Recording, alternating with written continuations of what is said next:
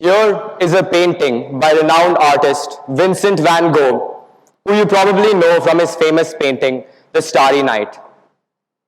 In this painting, in this striking illustration, he references one of his previous artworks, sunflowers, by drawing a field of sunflowers in a sunrise with a contrasting church towards the left. Van Gogh was, at the time, religious, as most people were, and his religious beliefs did change over time.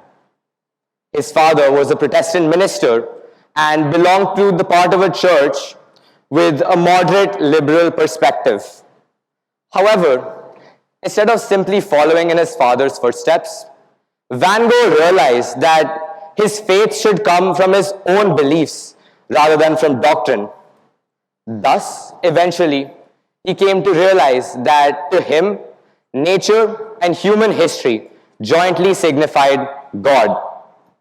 This painting was created in the midst of his religious realization and turmoil, with the church and the sunflowers contrastingly signifying his two beliefs in God, Christianity and nature.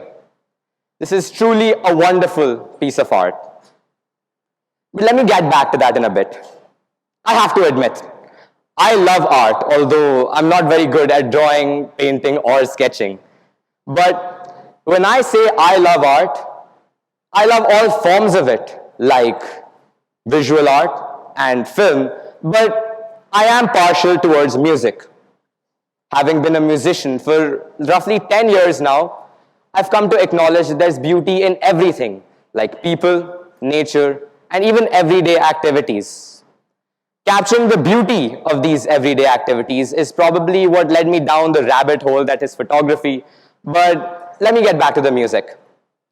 See, when I listen to a song, I don't just look at it to see whether I vibe to it or whether I enjoy or whether it sounds good. I listen to it to see how it has pushed creative boundaries or inspired a certain feeling within me. Listening to music and being able to identify what feelings it inspires within one is what I feel is true musical analysis and appreciation of music as an art form. Personal interpretation. So, recently, Spotify released its yearly Spotify Wrapped. If you don't know what Spotify Wrapped is, well then, you're missing out. Essentially, it gives you a rundown of your top 5 artists that you listened to that year, along with your top 5 songs.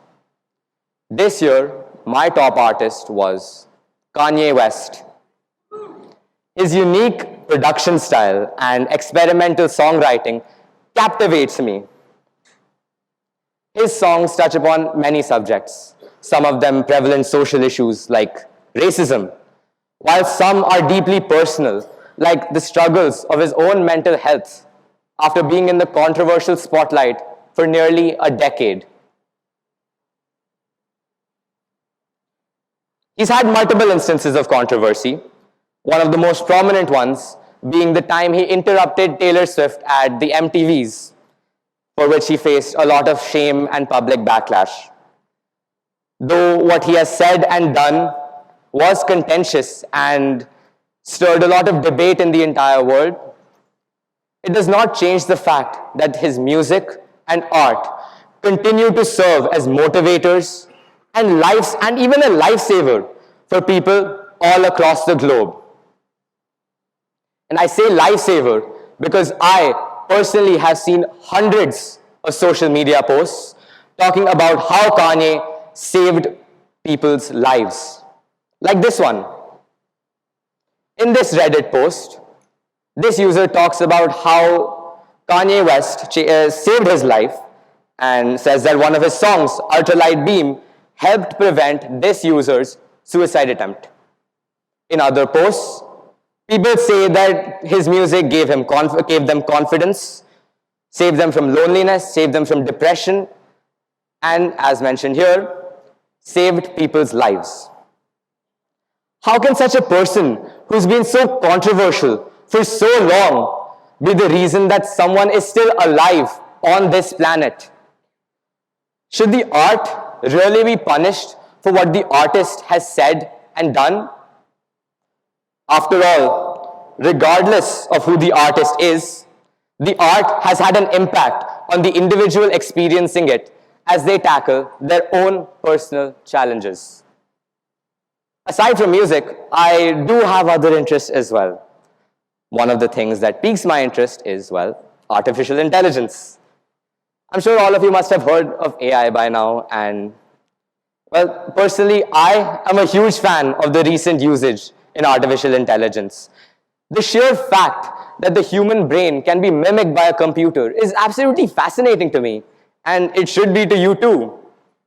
Well, the first thing that comes to mind when I talk about artificial intelligence is ChatGPT, a chatbot who you can talk to as if it were a human. This type of chatbot and other AI similar to it are what is known as generative AI, or AI with the power to create something. DALL-E is a generative AI that uses a text input to generate an image or an illustration of that text input. This AI model is trained on millions of images, some of them being pieces of art by Salvador Dali, Picasso, and even some unknown artists. The images created on the text prompt are an amalgamation of what it already knows, and it uses bits and pieces of the data it has been trained on to create a completely new artwork. Pretty cool, right? But why did I suddenly digress from art? Well, some of you may have guessed or may be surprised to know that I just made up the entire story behind this artwork. Sure, Van Gogh did create a piece called Sunflowers, but he never created this.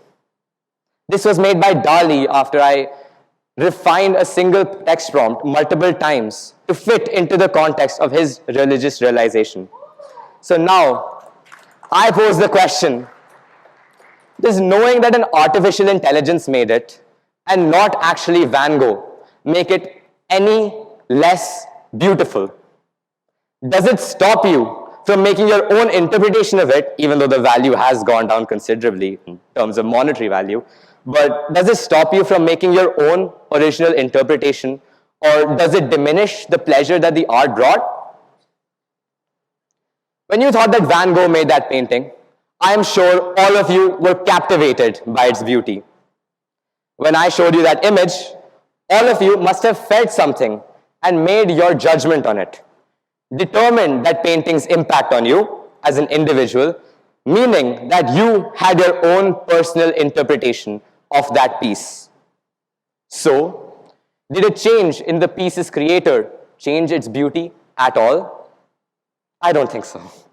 Well, according to the dictionary, the definition of art is the expression or application of human creative skill and imagination, typically in a visual form such as painting or sculpture, producing works to be appreciated primarily for their beauty or emotional power. However, in this day and age of technology, this definition poses a dilemma, as the painting created by DALL-E suddenly loses its status as an art piece. As a student studying a subject known as theory of knowledge, which is essentially a subsection of philosophy, our class discussed this somewhat in detail, about the core of art. Though the dictionary definition is that it is created by humans, it is its subjectivity that is the essence of art. This definition must change in a time where technology and time keep progressing, and it isn't the fact that it's created by humans, it is its subjectivity that is the absolute core of art. The fact that the meaning of a piece cannot be explained, only perceived, is what makes it so sought after and truly valuable. Hence, I believe that the beliefs and actions of the creator are only one aspect or perception of it in a world of a million others. I believe that the best way to enjoy art is to look at it from your own unique perspective. Forget all about who made it and find your own meaning for it. Once you understand its meaning for yourself, only then pass any judgment on it. For each piece has meaning and value, simply waiting to be discovered in the mind of each individual. Every single piece of art is unique and has a unique impact on every single individual experiencing it. Thank you.